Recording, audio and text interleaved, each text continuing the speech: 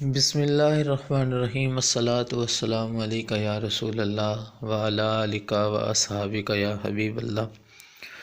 درود پاک کی فضیلت۔ حضرت سیدنا شیخ احمد بن منصور رحمۃ اللہ تعالیٰ علیہ جب فوت ہوئے تو اہل شیراز میں سے کسی نے خواب میں دیکھا کہ وہ شیراز کی جامع مسجد کے محراب میں کھڑے ہیں اور انہوں نے بہترین حلہ جنتی لباس زیب تن کیا ہوا ہے اور سر پر موتیوں والا تاج سجا ہوا ہے۔